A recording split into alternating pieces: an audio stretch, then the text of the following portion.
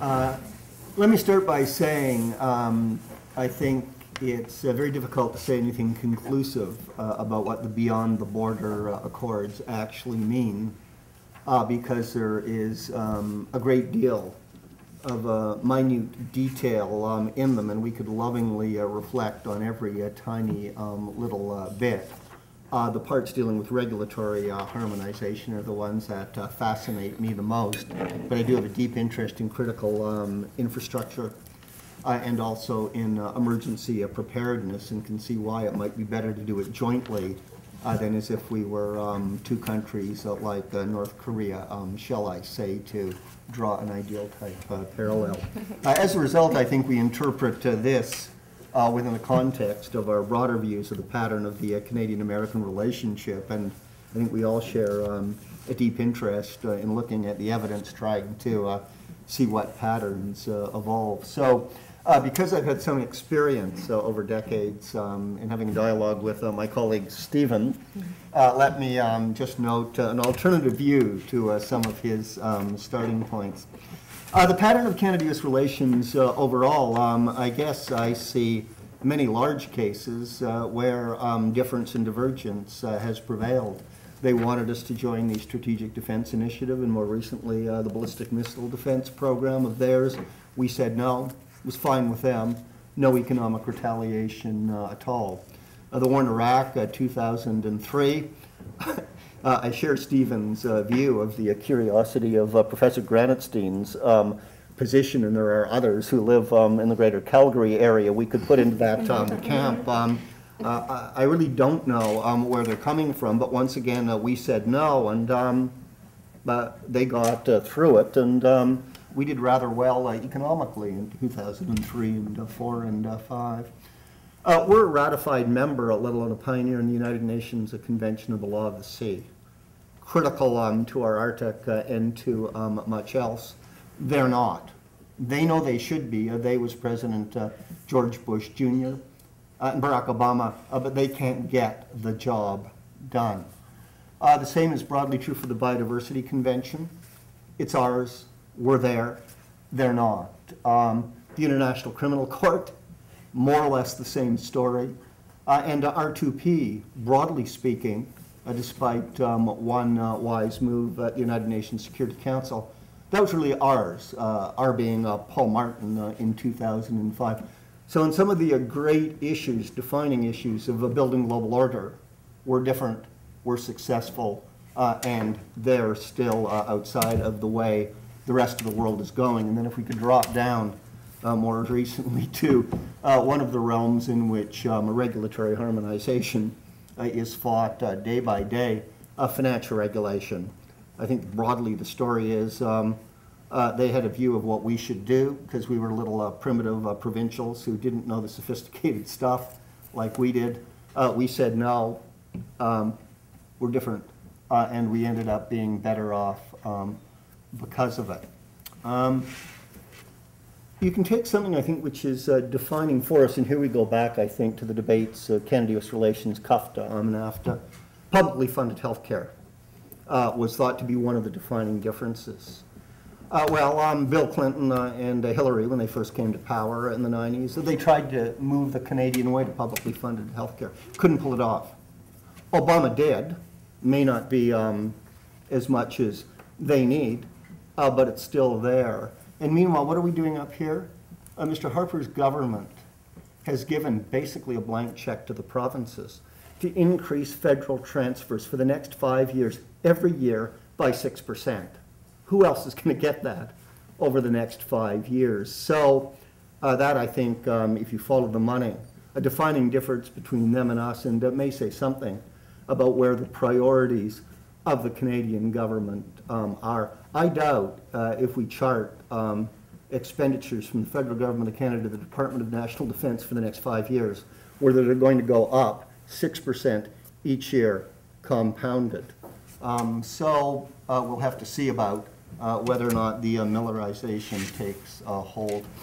A few words about Beyond the Border and what the benefits, the prospective benefits, because we don't know until we see it actually roll out, And basically, it's a non-binding agreement to get started with pilot projects and then build it up. And we've been through this movie before for the last 10 years or more. So when Stephen says very little, that's one of the ways in which it may be very little, or it may provide an opportunity for us to shape the projects, the rules of the regime the way we want by getting smart, persuasive Canadians into the game. The first benefit I see, I start with people. It's the demography. There's 35 million of us, and we visit the United States 40 million times a year. Every day, 300,000 people across that border. It's gotten harder to do that since 9/11. What this accord promises to do is to make it easier for people to get across the border. And overwhelmingly, they are crossing that border to visit family and friends and go on vacation. And I just want to make one point, because I really am interested in the class bias of public, including Canadian foreign policy outcomes. If you own a private jet, if you're one of the 1%, to borrow American political discourse, you don't need this accord. But if you have to take the bus to Buffalo, you do. And if it's easier to get across that border. So I think this is really another way in which protectionism punishes the poor. So if we open it for the 99%, if we can get those buses across to Buffalo, it could be a good thing. The economic benefits, of course, the numbers are always triumphed in the news conferences. And here the headline figure is a 1% increase in Canadian GDP. 1% is a lot when in the last quarter it actually decreased. But I think in broad macroeconomic terms, we are moving into an era that we lived through, the searing memories in the 1990s, when we learned the hard way, cut back from the Chrétien-Martin years, that a majority of the private sector Canadian economy, the 80% not brought to you by government, and the government share is shrinking already, is brought to you by exports, and exports go overwhelmingly towards the United States. They create the jobs, and they tend to be good jobs. And they tend to be good jobs not just in another barrel of oil going across the border, but moving up. So the employment benefits are the ones I'd be looking at right now, because getting jobs for Canadians, I think, is important on this. And here, I think we should know that Mr. Harper or previous Canadian governments are not putting all their eggs in the American basket. Yes, there were voices, you know, we got a free trade agreement, oh, let's go for a common market and all of that. Didn't happen. What we've seen from Mr. Harper's government is economic diversification through major free trade agreements. The ones we're still negotiating, the largest marketplace in the world, Europe, one of the booming BRICS, India. So this is but one component of a global trade liberalization strategy. The ecology, and I'm conscious of time. Does this bring ecological benefits? I say that because I think one of the distinctive national values of Canada is our embedded ecologism. And the polls tell me that Canadians believe that too. It's a bit of a mystery why successive Canadian prime ministers don't seem to have internalized that fact. Here, let me draw from my work. One of the things the generous biography didn't mention was that I was the founding chair of the North American Environmental Standards, a working group, so I know a lot about environmental standards. And I also led the NAFTA Environmental Effects Project. So one of the things we found is in looking at the trade environment balances, basically, if trucks, let's start with trucks, because a lot of this is about land. If they stay, pick anywhere. I picked the bridge at Buffalo because that's close to where I grew up. But do the Detroit-Windsor, it's a better one, right? Ever tried to cross the Detroit-Windsor tunnel from the Canadian side?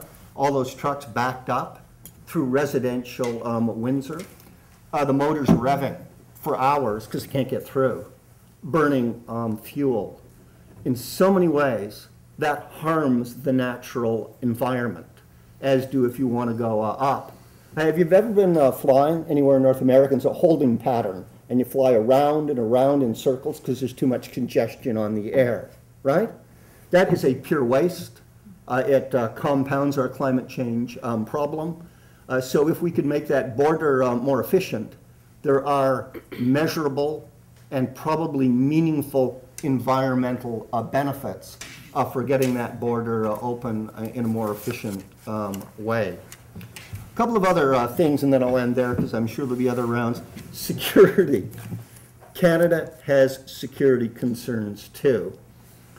And when we think of terrorism, it does cut both ways. We're the only member of the G8 that has never had, with apologies to a few, a Canadian or anyone else dying from a terrorist incident on or over our oil-owned soil. So it takes a special measure of imagination to understand how traumatized our American friends are. But we did have Air India, and we did have, is it the Mississauga 18 or the Toronto 10?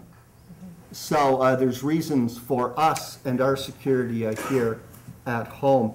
That's even before you get into illegal migration in ships on the British Columbian coast. Wouldn't it be better if we were working together with our friends in the United States and other countries over there to pick them up at source, right? So we wouldn't have difficult decisions in many dimensions when they hit our shores. And of course, the Auditor General has been warning us for years that when we go through all of the expensive legal process because we have a very open refugee claimant process, but somebody's found guilty after all the appeals, told to leave, we've had no way of knowing if they actually do obey the law. So the exit entry system, by having just the Americans and the Canadians give exactly the same data they already collect to each other, can help us better enforce the rule of law in Canada. So there are benefits, how big, how real, I think, an open-ended story, but I would tend to see this as an opportunity on which to build, and then we can talk about, if I'm right as my starting point, how we might go about that. Thank you.